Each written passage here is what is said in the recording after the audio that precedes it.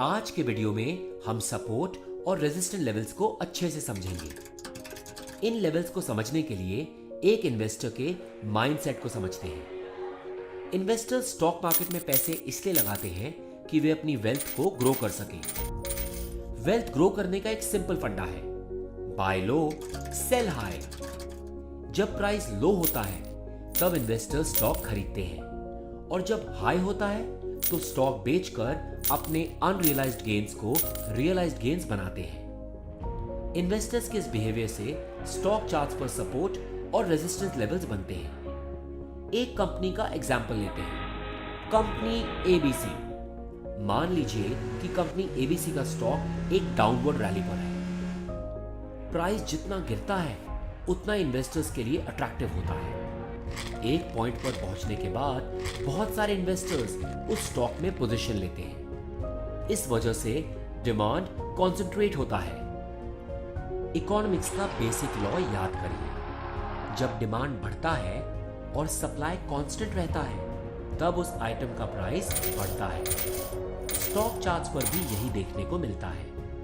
Increase demand की वजह से प्राइस बढ़ने लगता है। स्टॉक मार्केट में इन्वेस्टर्स पास्ट ट्रेंड्स को देखकर डिसीजंस लेते हैं। जब इन्वेस्टर्स देखते हैं कि एक स्टॉक का प्राइस एक पर्टिकुलर लेवल तक गिरकर बढ़ने लगता है तो इन्वेस्टर्स उसी प्राइस पॉइंट पर स्टॉक खरीदते हैं। वो प्राइस पॉइंट एक प्राइस फ्लोर बनने लगता है। स्टॉक प्राइस वहां पहुंचने के बाद बाउंस करता है। This creates a support level. Support levels एक सेल्फ फुलफिलिंग प्रोफेसी की तरह बिहेव कर सकते हैं।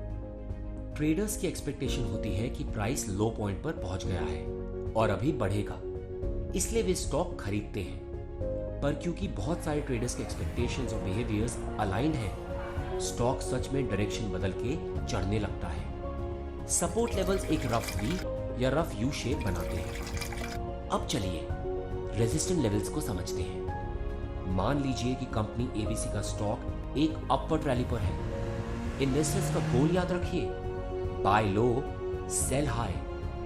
प्राइस के बढ़ने के साथ इन्वेस्टर्स का प्रॉफिट भी बढ़ता है, पर जब तक इन्वेस्टर्स स्टॉक बेच नहीं देते तब तक ये प्रॉफिट अनरियलाइज्ड रहता है। प्रॉफिट इक्विटी के फॉर्म में है, कैश के फॉर्म में नहीं, और इक्विटी के प्राइसेस सडनली गिर सकते हैं।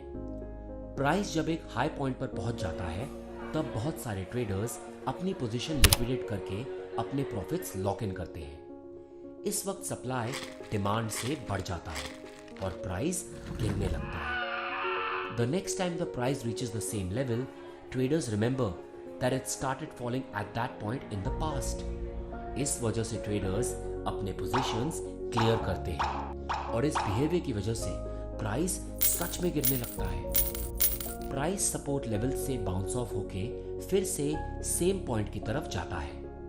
Current stockholders remember the last two movements and start to sell.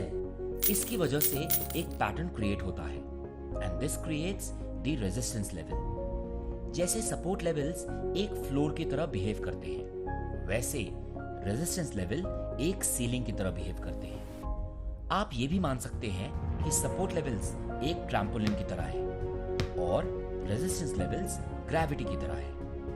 ये याद रखिएगा कि सपोर्ट और रेजिस्टेंस लेवल्स फ्लैट लाइंस नहीं होते। For example, moving averages are often used as support and resistance levels. Moving averages का शेप यूजुअली अपवर्ड या downward incline होता है। मान लीजिए एक स्टॉक का 200 per day moving average 30 degree incline से बढ़ रहा है। अगर ये मूविंग एवरेज रेजिस्टेंस लेवल बनता है तो स्टॉक प्राइस स्टेडीली राइज भी करेगा और हर बार रेजिस्टेंस लेवल से गिरेगा भी।